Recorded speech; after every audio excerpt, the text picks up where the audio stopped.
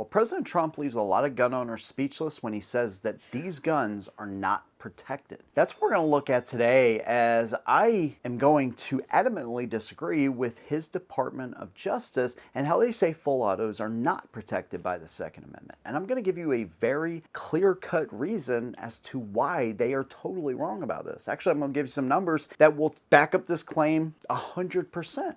And now is not the time. I know that a lot of gun owners will say, oh, yep, there he blew it again with gun owners. That's not the way I'm approaching this. How I'm approaching it is, hey, this is not a step in the right direction. We need to right this course and get this right once and for all. And there's a very simple thing that President Trump and his administration can actually do to make sure that you're not sending mixed signals to the gun community, that you're always in line with protecting and expanding the Second Amendment. Actually, they've already put the pieces in place, but they're missing just one thing. Now, that may sound like a lot of hieroglyphics, but I promise you it is very super simple as to what I'm talking about here. And so I'm going to fill you in, and of course I want to hear your opinion. You may agree or disagree. That's totally fine. Let me know what you think. Let's go ahead and jump right in. So Justin Brown is a guy down in Mississippi, and he gets caught with an unregistered full auto, right? And so he's obviously looking at very serious charges. Well, Judge Carlton Brown, a Fifth Circuit judge, said, hey, actually, when I look at this and I compare it to the huge Bruen case that has been, in my opinion, not really utilized very well when it comes to Second Amendment protections, right? The Bruen case says that when we look at the Second Amendment through a historical lens, does it line up with the Second Amendment then? And this judge said, well, actually, it doesn't. Because for the longest time, actually prior to 1986, we did not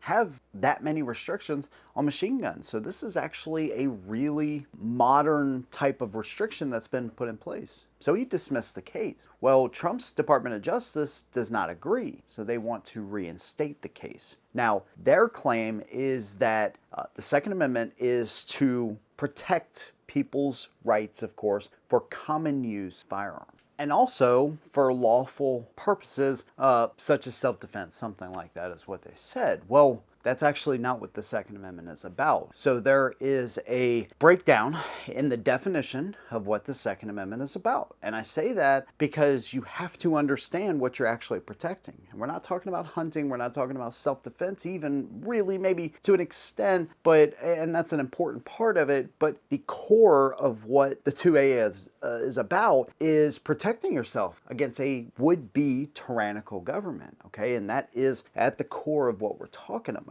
And so if you look at it through that context, you know how some people come back and say, oh, well, that must mean that you need an F-16 or you should be able to get this. Well, the point is, yeah, law-abiding gun owners in the United States should be able to own whatever, in this case, they really can afford. Because when you look at it, and from what I've been able to see since 1934, there's been like 4 shootings, 2 by officers, I believe, with full auto. 2 were legal purchases and 2 were illegal, according to what I was able to find. And of course, that doesn't count what gangsters were doing in the 20s and the 30s that led up to the 1934 NFA Act, but they were also, breaking the law. When it comes to gun owners, it doesn't really matter the type of gun anyways, right? If somebody wants to do harm, they could order a Carcano rifle, allegedly, and take out a president. They could use a 9mm handgun. They could use a shotgun or a high-point carbine. Right? These are very specific things that I'm kind of laying out here without saying what each one is attached to. You probably know what they're attached to. The point is, if people want to do harm, it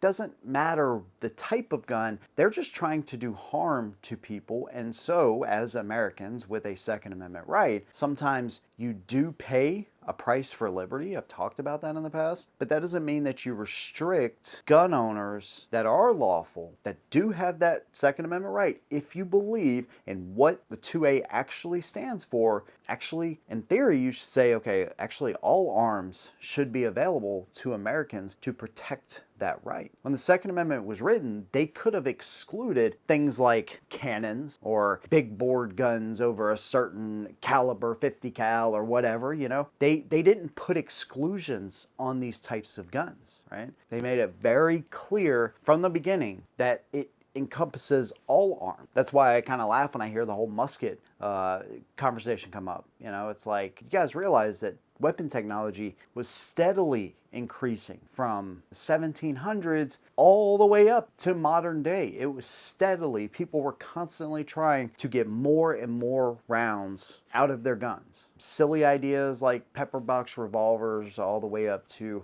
the BAR and Browning machine guns and all kinds of stuff that were developed during war times. They're just constantly, right? And it's only in 1968 where they said, well, you know, we're going to start putting restrictions on this, where 200 years before, they didn't do any of that. When there could have been amendments that were passed in the 1800s, when guns started becoming more advanced, Congress, presidents could have said, hey, this is getting out of hand. We think we need to restrict these types of guns. But they saw the 2A for what it actually is and recognized if we want to stay and respect the Constitution and make sure that we respect people's rights, we can't start restricting guns. This is a very new thing where politicians feel like they can come up with laws, and they have passed laws that restrict our rights to certain types of guns. And even all the way up until 1986, you know, full autos, machine guns, these were readily available to people. Now, they came with a high price tag, and that's because of your tax stamp, right? $200 back in the day, that was a lot of money on top of whatever the firearm was. And actually, all firearms, right? You compare them from 1950s to 2025, you will see maybe a couple $100 in variance, but firearms even back then were super expensive. You may say, oh my God, $75 revolver, Smith & Wesson's back in the day. That's amazing. You account for inflation, you know, it's like $500, $600. You're like, oh, okay. But the point is, guns, whether semi-auto or full auto, have always kind of been expensive, right? But they've always been in Americans' hands. It was only up until 1986 where machine guns were seen as like this restricted tool that no gun owner should ever have access to unless you have a lot of money or unless you're a manufacturer, a dealer, and so on and so forth. And again, when you look at it from a historical perspective, I don't think that's right. I don't think that's what the founders intended with the Second Amendment and saying, oh yeah, there should be some restrictions. Because again, they could have put some restrictions if that's how they wanted it written, but they didn't. As a matter of fact, there's like 3 million guns on the registry right now. And that includes full autos and short barrel rifles, short barrel shotguns, suppressors and all that, but you still have quite a few people out there. So when you're talking about common use, you know, there was more people with pistol braces out there, which is even more common, but still 3 million, I wouldn't call that uncommon. And the only reason it's even limited to only 3 million, and this is the amount that's on the registry, is because of the red tape that was put in place by the Reagan administration. Now, the Firearm Owners Protection Act of 1986 did a lot of good things. You know, no more records keeping on ammo and being able to transfer your firearm wherever and being able to buy firearms as long as the